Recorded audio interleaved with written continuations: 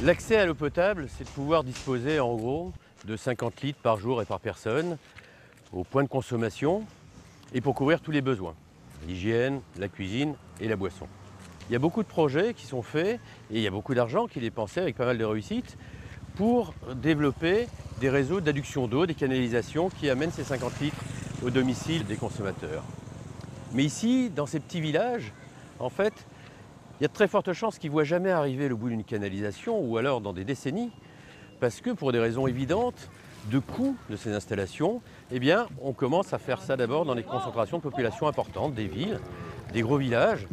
Et ces petits villages, ils n'ont pas d'autre recours en fait que de faire ce qu'ils font depuis des années, c'est-à-dire de boire l'eau de la mare.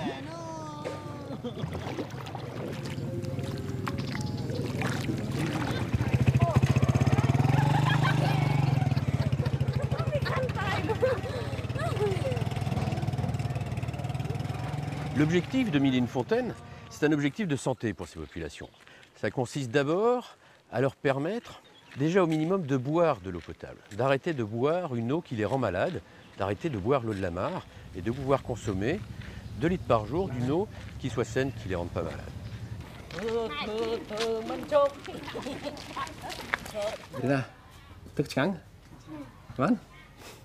Donc un cas flagrant donc, de changement qu'il y a eu depuis qu'on a la station, c'est qu'autrefois on avait entre 13 et 14 cas de 50 par mois.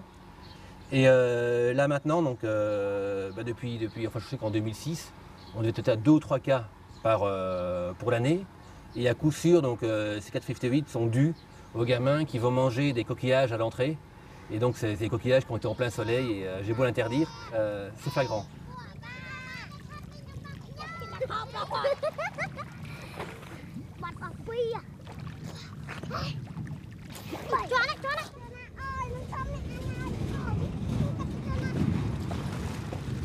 La deuxième idée du projet, c'est de dire, pour qu'ils puissent payer cette eau, parce que toute chose a un coût, y compris l'eau, pour qu'ils puissent la payer, il faut qu'elle soit produite à un coût qui est extrêmement faible. Il y a de l'eau partout, il suffit de prendre l'eau de surface. Cette eau, elle est pleine de bactéries, mais il n'y a pas d'autres pollutions. Donc il suffit de tuer les bactéries, et on le fait avec un procédé qui est un procédé de traitement par ultraviolet qui est alimenté par énergie solaire, et donc qui coûte effectivement pas cher. Et puis cette eau, pour qu'elle coûte pas cher, il faut que son coût de distribution soit très faible.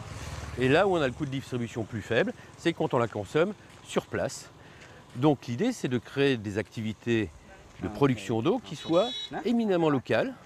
et à un coût extrêmement bas.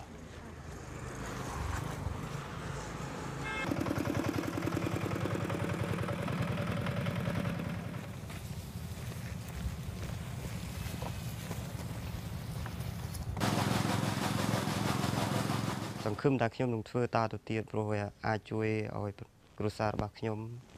we pra praទឹកនឹងហើយក៏មានកម្រៃជួលសម្រាប់ត្រួតត្រងរបស់គ្រួសារខ្ញុំបាទព្រោះជាការងារដែលអាចជួយឲ្យប្រជាជនរបស់ខ្ញុំនៅមន្ទីរឆ្មានឹងមាន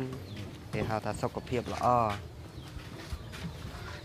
Et puis la dernière idée, c'est de pérenniser effectivement ces installations. On a vu beaucoup trop de projets, comme les pompes solaires au Sahel, où au bout de quelques mois, ces pompes s'arrêtent parce que quand il faut faire un peu d'entretien, quand il faut changer une pièce, il n'y a pas vraiment de responsabilité, il n'y a pas d'argent. Même quelquefois, ils ont l'argent, ils ne peuvent pas trouver les pièces. Donc au lieu d'avoir une approche qui consisterait par exemple à amener la fontaine, à la poser au bord de la mare, purifier l'eau et à dire aux gens servez-vous,